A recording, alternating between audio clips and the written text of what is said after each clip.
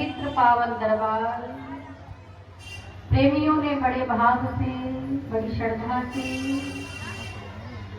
और बड़े ही प्रेम के साथ सजाया है। श्री सद्गुरुदेव भगवान पवित्र पावन स्थान पर विराजमान है और उन्हीं अथाह शक्ति के साथ हमारे अद्वैत मत के रचयिता श्री दादा गुरुदेव भगवान वो भी पवित्र पावन स्थान पर विराजमान है और उन्हीं दोनों अथाह शक्तियों के साथ एक और अथाह शक्ति हमारे समय के अवतार जो कई वर्षों तक इस नगर में आते रहे, इस क्षेत्र में आते रहे और समय समय पर आकर अपनी वाणी के द्वारा, अपने विचारों के द्वारा आप सभी के जीवन का मार्गदर्शन करते रहे, आपके हृदय का परिवर्तन करते रहे कि हमारे समय के अवतार हमारे ब्रह्मलीन गुरुदेव गुरु श्रद्धानंदपुरी महाराज वो भी पवित्र पावन स्थान पर विराजमान है। मौका मिला है प्रभु की शरण में आने का, प्रभु शरण में बैठने का और विगत समय से गुरु चरणों में बैठे हैं, गुरु सन्मुख होकर बैठे हैं। गुरु और गोविंद दोनों का दीदार कर रहे हैं, दोनों का दर्शन कर रहे हैं और गुरु और गोविंद दोनों का दर्शन करते हुए प्रभु प्रेमियों के द्वारा, संत महापुरुषों के द्वारा गद्य और पद दोनों के माध्यम से प्रभु की लीला को सुन रहे हैं, प्रभु की चर्चा को सुन रहे हैं और प्रभु के उस आनंद को ले रहे हैं कि जिस आनंद की प्राप्ति के लिए हमें ये मानव जीवन प्राप्त हुआ। देखिए, जैसा कि हर कथा पंडाल में, हर उस पंडाल के अंदर जहां भगवान की हरि की चर्चा की जाती है, हर महापुरुष, हर व्यास पर गद्दी पर बैठने वाला, हर कथाकार बार बार प्रेरणा देता है, बार बार समझाता है और जैसा कि अभी भी समझाया गया कि मनुष्य जीवन बहुत अनमोल है, बहुत मूल्यवान है और ये बहुमूल्य जीवन बहुत ही भाग्य से, सौभाग्य से प्राप्त हुआ है और इस योनि में जो कर सकते हैं वो हर योनि में नहीं हो सकता है। देखिए, मानव जीवन मिला है, मानव में और जानवर में कितना अंतर है।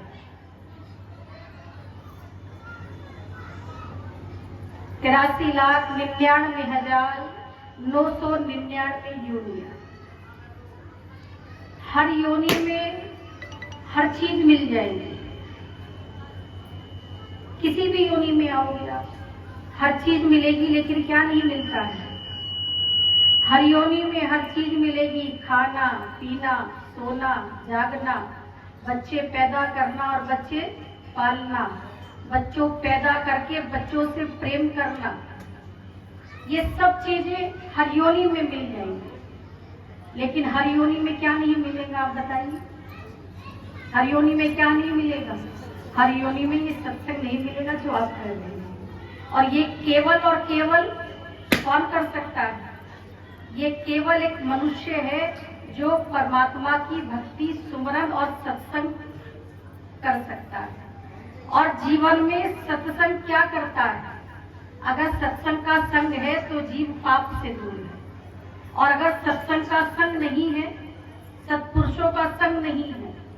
देखिए, कबीर साहब ने कहा है कि अगर जीव सत्संग में जाता रहेगा तो कितना भी मैला हो, कितना भी गंदा हो, कितना भी गंदगी से सना हुआ हो, लेकिन अगर वो धीरे धीरे जाएगा तो उसके ऊपर जितनी भी उसके मन के ऊपर मैल चढ़ी है वो क्या होगी, वो धीरे धीरे एक एक परत क्या होती चली जाती है, उतरती चली जाती है। लेकिन सत्संग का संग करोगे तब, और सत्संग को क्या कहा है, देखिए महापुरुषों ने अपने विचारों के द्वारा सत्संग को कई चीजों से तोला गया है। लेकिन कबीर साहब ने किससे तोला है? कबीर साहब का एक दोहा है, काय सत्संगति है सूप जो और त्यागे फटके असार। ये कबीर साहब क्या बता रही है कि सत्संग क्या है? सत्संग एक सूप के समान है। सूप कहते हैं छाछ, हमारी तरफ बोला जाता है। अगर उसमें कुछ फटका जाए तो क्या होता है, जो अच्छी चीज होती है वो पीछे रह जाती है और जो गंदगी होती है, बेकार सामान होता है, वो आगे को रह जाता है। और आगे को होते क्या कर देते, उसको फेंक देते और अच्छा रख देती है। कबीर साहब भी कह रहे हैं ये सत्संग एक सूप के समान है, और अगर सत्संग में तू जाएगा, रोज जाएगा, और ये जो तेरा मन है ये क्या होगा, उसमें फटका जाएगा, रोज सुनेगा, समझेगा, आज थोड़ा समझा कल ज्यादा समझेगा, और धीरे धीरे क्या होगा, जब ये मन फटका जाएगा तो गंदगी क्या होगी, धीरे धीरे दूर होती चली जाएगी। और जब गंदगी दूर होगी तो क्या कहा है, सत्संगति है सूप जो त्यागे फटके असार, और कहे कबीर गुरु नाम ले और पर से नहीं विकार। कि अगर सत्संग का संग मिलता रहेगा तो जीवन में विकार नहीं होगा। और देखिए कहा जाता है, सत्संग के अंदर बार बार समझाया जाता है कि जीवन की कीमत भी मानव की तभी है जब उसके जीवन में क्या है, उसके जीवन में सत्संग, सुमरन और संतों का संग है। और रामायण की चौपाई में लिखा है और समझाया गया है। रामायण हम बहुत बार पढ़ते हैं, बहुत बार सुनते हैं, बहुत बार करवाते हैं, लेकिन करवाने से और बाँचने से और सुनने से कल्याण नहीं है। कल्याण किससे है? कल्याण तो सुनने के बाद, समझने के बाद है कि समझो भी जीवन में भी उतारो। रामायण में लिखा है, जिन हरि भक्ति हृदय नहीं आनी, कि जिनके हृदय में क्या नहीं है, भक्ति जरा सी भी नहीं, और सारा जीवन काय में गुजार देते। वही गृहस्थ के गड्ढा है, उसी को ही भरते रहते, लेकिन वो गड्ढा ऐसा है जितना भी भरोगे वो भरा नहीं जा सकता है। पता नहीं कितने आए और कितने वो गड्ढा भरने की कोशिश करते रहे, लेकिन भरा किसी का नहीं गया। और जब उनका नहीं भरा गया तो आज क्या क्या भरेगा। का जिन हरि भक्ति हृदय नहीं आनी, और जीवत शव समान तई प्राणी, कि जिनके जीवन में भक्ति ना हो, रामायण की चौपाई कहती है उसका जीवन कैसा है, वो जीव जिंदा होने के बाद भी किसके समान है, शव का है, मुर्दे, कि वो जीते जी एक मुर्दे के समान है। अगर वो किससे नहीं जुड़ा है, वो प्रभु की भक्ति से नहीं जुड़ा है। जो नहीं करऊ राम गुण गाना, और जिहे सो दादू जिहे समान, कि जिनके हृदय में प्रभु का नाम नहीं वो मुर्दे के समान है। और जिनकी जीभिया क्या नहीं करती है, कभी प्रभु का गुणगान नहीं करती, निंदा चुगली बहुत की, इधर उधर की बातें बहुत की, खाया चाटा बहुत बढ़िया बढ़िया, लेकिन उसकी जीव ने क्या नहीं किया। जिसकी जीव ने प्रभु का गुणगान ना गाया हो, उस जीविया की भी क्या नहीं है, रामायण कहती है कोई कीमत नहीं है। और उसकी जीव किसके समान है, उसकी जीव मेंढक की जीव के समान है। और मेंढक क्या करता रहता है, एक कुएं में पड़ा रहता है और टट्टर करता रहता है। और क्या कहा, नैनों के बारे में कहा है, नैनन संत दरस नहीं कीना, कि जिनके नैनों ने संतों का दर्शन नहीं किया। लेकिन संतों का दर्शन भी कौन करता है, जो भाग्यशाली होता है। बताया था महात्मा जी, दरबार की नौकरी कौन करता है? जो भाग्यशाली होता है। प्रभु का संतों का दर्शन भी ऐसे ही प्राप्त नहीं होता है। कहा नैनन संत दरस नहीं देखा और लोचन मोर पंख कर लेखा, कि उनकी आंख कितनी भी सुंदर क्यों ना बनाई हो भगवान ने, कितनी भी सुंदर क्यों ना हो उनकी आंखें, लेकिन जिनके नैनों ने संतों का दर्शन नहीं किया उनकी आंखें कैसी बताई? मोर देखा है आपने? मोर के पंख पर क्या होता है? एक आंख जैसी बनी होती है, उस पर काली पुतली की तरह बनी होती है। कि जिनके जीवन में संतों का दर्शन नहीं किया, जिन्होंने इन आंखों से, उनकी आंखें नकली आंखें उसी मोर पंख पर जो बनी है, उनके आंखों की कोई कीमत नहीं है। तीसरी कटु तुम्बरी समतूला और जेना नमत हरि गुरु पद मूला, कि जिनका सर कहाँ ना झुक पाए, जिनका सर गुरु चरणों में झुक ना पाए, जिनका सर संतों के सामने ना झुक पाए, जिनका सर सदगुरु की चौखट पर ना झुक पाए, कहते उस सर की भी कोई क्या नहीं है, कोई कीमत नहीं है। वो सर किसके समान है? एक तुम्बी होती, कड़वी तुम्बी, चाहे वो उस कड़वी तुम्बी के समान है उसका सर। इस शरीर की भी कीमत कब है?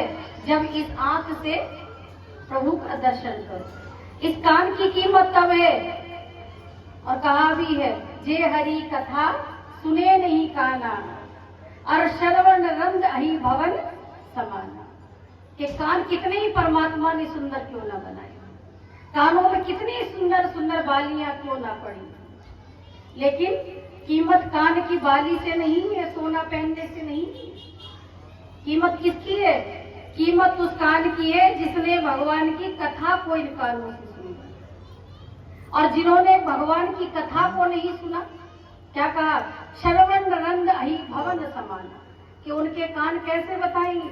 उनके कान सर्प के बिल के समान हैं, उनके कानों की कोई कीमत नहीं है। तो जीवन मिला है, जीवन की कीमत को जानिए, और जीवन मिला है तो किससे जुड़िए? धर्म से जुड़िए, नाम से जुड़िए, भजन बंदगी से जुड़िए, और जिनके जीवन में नाम है, भजन है, सुमरन है, उन्हीं के ही जीवन का कल्याण है। लेकिन नाम से जुड़ कौन नहीं पाता? कहते हैं गुरुमुख किसे कहा जाता है? गुरुमुख से कहते हैं जो गुरु मंत्र ले ले, और मनमुख किसे कहते हैं? मनमुख उसे कहते हैं जो मंत्र ना ले। लेकिन यथार्थ सत्यता में तो गुरुमुख उसे कहा जाता है, गुरु की जो आज्ञा मानता है वो गुरुमुख है, और मंत्र लेने के बाद भी अगर गुरु की आज्ञा में नहीं है, गुरु की आज्ञा से बाहर है, तो वो गुरुमुख भी नहीं है, क्योंकि वो अपने मन की कर रहा है।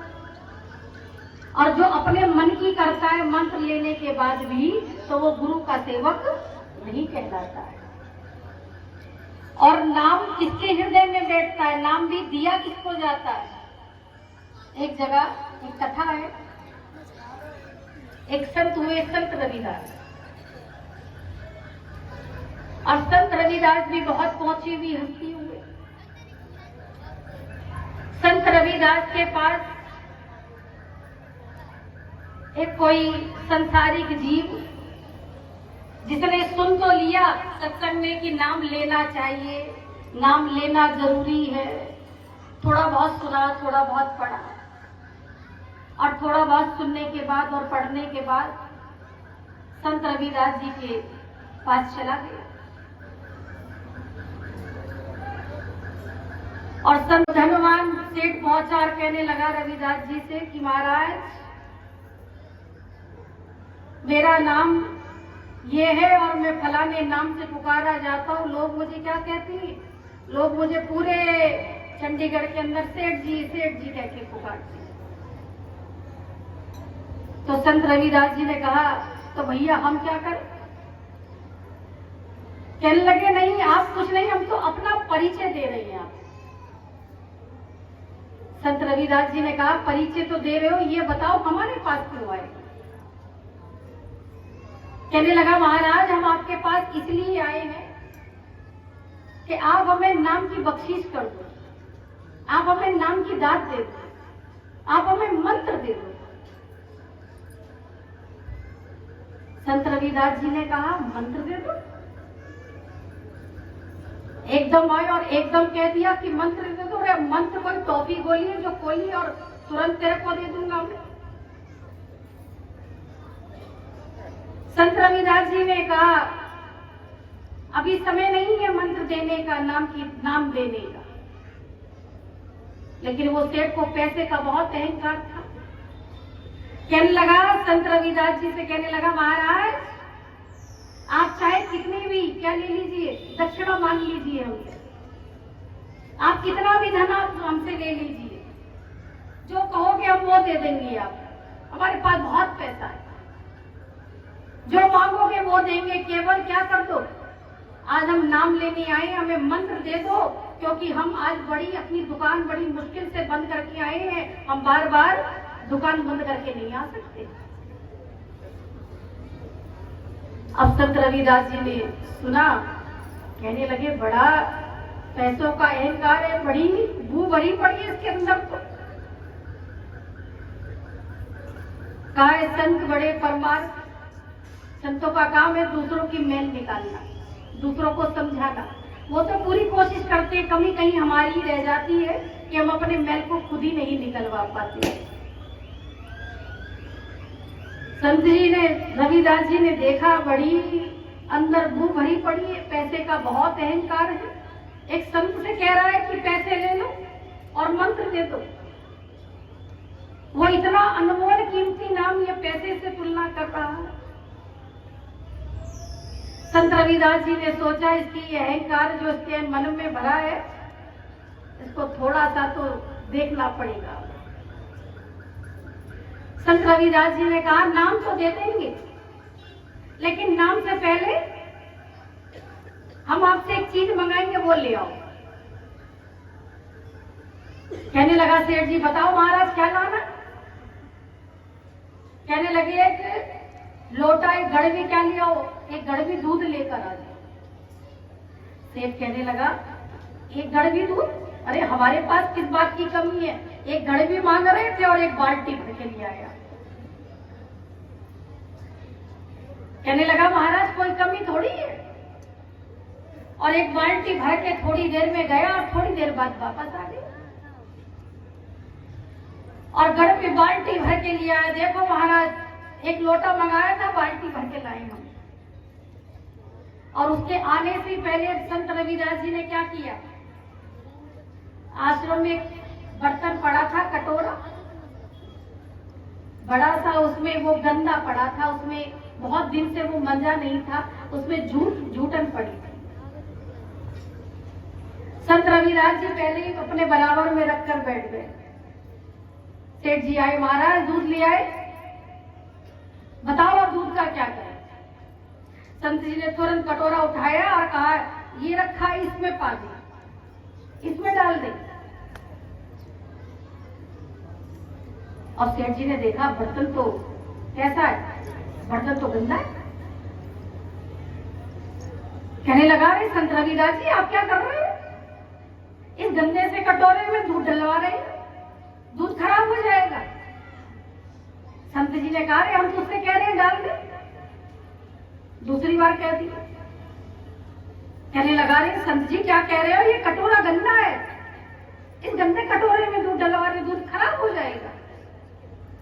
संत जी ने फिर तीसरी बार कह दिया, अरे तुझसे कह रहे हैं सेठ दूध लाया है तो दूध इस कटोरे में डाल दे, इस बर्तन में डाल दे। लेकिन तीसरी बार भी क्या कहा सेठ जी ने, सेठ जी ने कहने लगे महाराज कैसी बात करते हो, दूध अमृत के समान है और दूध इस मेले कुचले बर्तन में डल जाएगा तो खराब हो जाएगा।